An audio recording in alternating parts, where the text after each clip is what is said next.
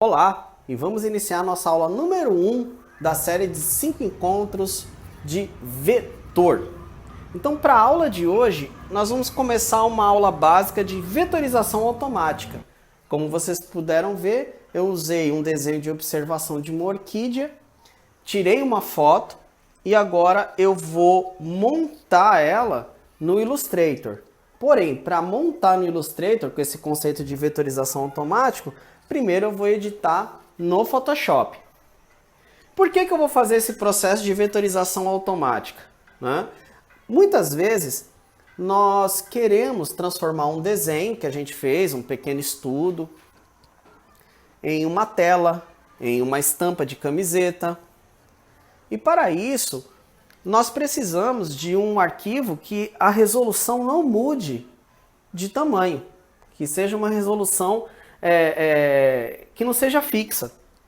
Quando a gente tira uma foto que nem essa, ou escaneia um desenho pequeno, nós estamos trabalhando com uma imagem que nós damos o nome de formato bitmap.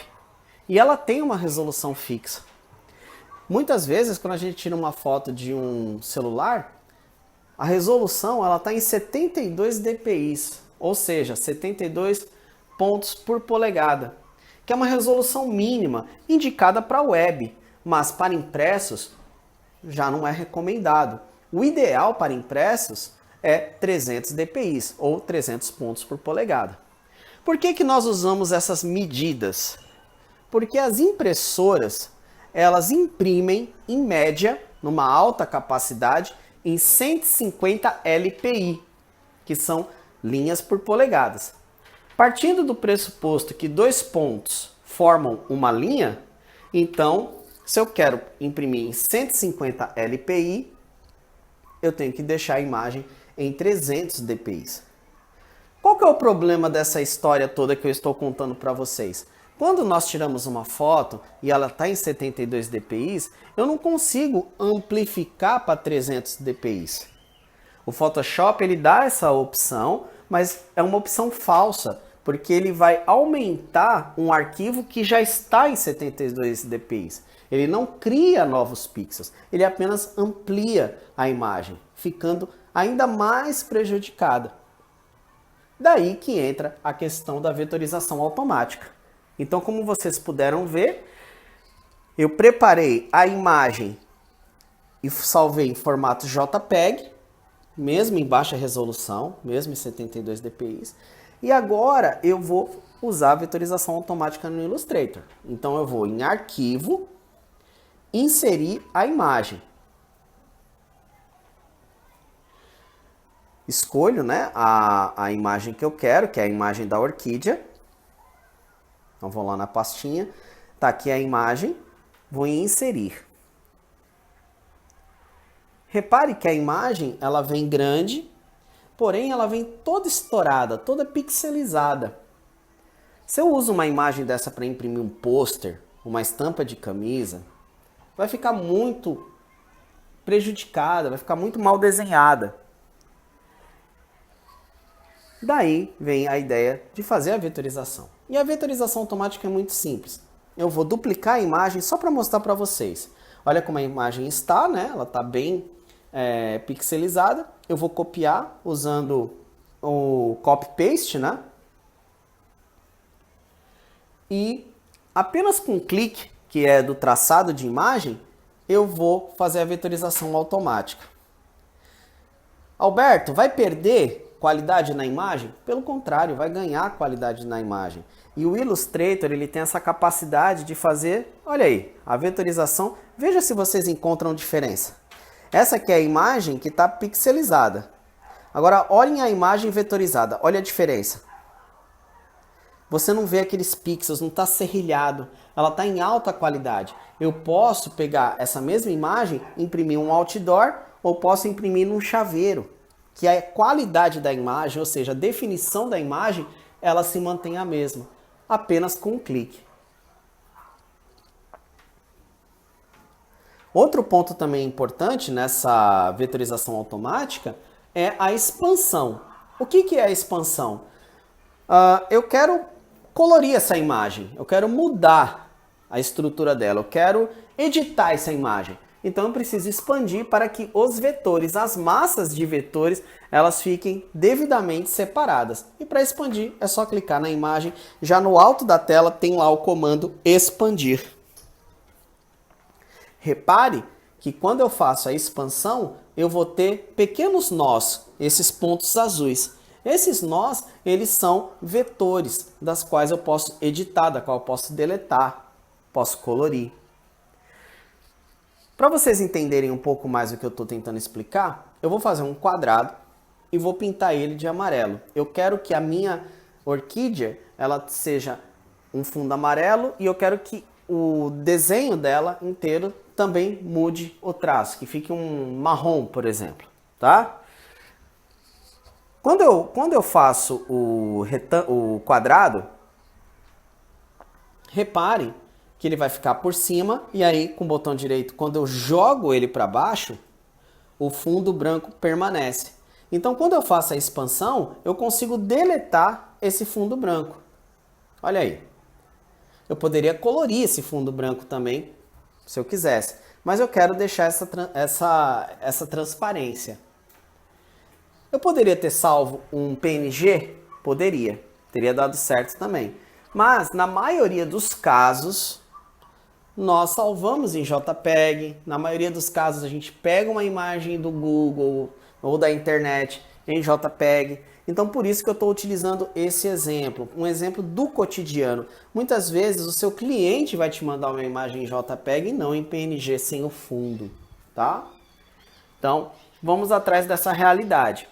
Reparem que eu não estou deletando com a seta preta, porque a seta preta ela seleciona o objeto completo, enquanto a seta branca ela consegue separar e selecionar as áreas que realmente me interessam. Então estou deletando todas as partes em branco com a setinha branca.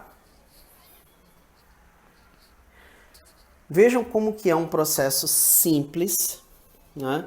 Mas que vai te dar diversas oportunidades quando a gente pensa na reprodução desse desenho. Né? Um desenho que estava num caderninho, estava num caderno feito um desenho de observação rápido, mas essa espontaneidade, esse desenho de observação que pode gerar uma estampa, um cartaz, exposição de flores, né? Quando você pega essa espontaneidade e joga no design, você consegue resultados muito interessantes. Então, daí vem a importância de muitas vezes você trabalhar com essa questão da vetorização automática. Outro caso, por exemplo, alguém poderia dizer, você vai pegar esse desenho do sketchbook, agora vamos fazer a reprodução dele, desenhar ele grande, desenhar numa tablet, fazer vetorização. Nem sempre sai tão espontâneo. Às vezes um sketch que você faz num caderno, ele vai ter mais representatividade e mais criatividade. Então por que não aproveitá-lo com as ferramentas tecnológicas que nós temos? Então vejam que eu estou deletando as áreas em branco. O desenho já está pronto, está perfeita essa ilustração, mas eu quero mais. Então agora eu vou pegar esse desenho e vou substituir o traço preto por outro traço. Para isso, basta apenas clicar com a seta preta e aí você vai no menu de cor e aí você vai, com as ferramentas, você vai mudando as cores. Qual é a minha recomendação? Que você utilize o box de cor nas ferramentas CMYK, ou seja, cian, magenta, amarelo e preto. Por quê? Quando nós fazemos esse trabalho de vetorização, nós estamos imaginando que você vai fazer um impresso. E o CMYK, ele também ajuda você a ter uma consciência de cores semelhantes às cores que você usa numa pintura, por exemplo. As bisnagas, né, as tintas, elas vão ter uma mistura de cores, né, uma mistura subtrativa, ou seja, quando as cores se juntam, ela forma uma espécie de um acinzentado, né, o cian, magenta, o amarelo, quando elas se juntam, formam uma espécie de um acinzentado, e nós damos um nome de síntese subtrativa. Ou seja, ela perde a cor, né? Assim como nas cores quando a gente vai pintar no nosso dia a dia. Então você vai ter uma experiência mais simples do que você pintar utilizando o espectro do RGB ou do HSL, ok? Então vejam aí, ó, que a gente vai mudando as cores com uma certa facilidade, não é nada muito complicado, tá? A única coisa que você precisa tomar cuidado é na hora de você clicar na imagem, você mudar para RGB, para CMYK, tá? E aí quando você muda para CMYK, automaticamente é só você mudar as barrinhas que aí a cor vai aparecer de maneira da maneira que você imaginar. Ela é diferente do Photoshop, né? No Photoshop você usa o baldinho de ferramenta. Aqui não, basta você clicar que aí você altera a cor. Então olha aí como é que ficou o resultado. Eu acho que está muito claro. Eu vou escurecer um pouquinho mais, tá? Mas o trabalho já chegou aí na sua finalização. Bom, pessoal, se vocês gostaram desse vídeo, por favor, vai curtir. Se caso você acha que esse trabalho ajuda você no seu desenvolvimento enquanto artista, se inscreva no canal, pois toda semana você vai ter um workshop diferente, como esse que nós estamos apresentando. Essa série de 5 encontros de vetores, nós vamos ter várias técnicas diferentes utilizando o Adobe Illustrator. Mas você pode utilizar outros softwares de natureza vetorial, como Corel, Inkscape e derivados. Como vocês puderam ver, você vai salvar ele em Illustrator comum, né, normal, formato nativo. E para impressão, recomendamos aqui você salvar. Você pode salvar em PDF ou, no nosso caso aqui, JPEG. Ao salvar em JPEG, você vai ter uma escolha. Você pode salvar ou em CMYK ou RGB.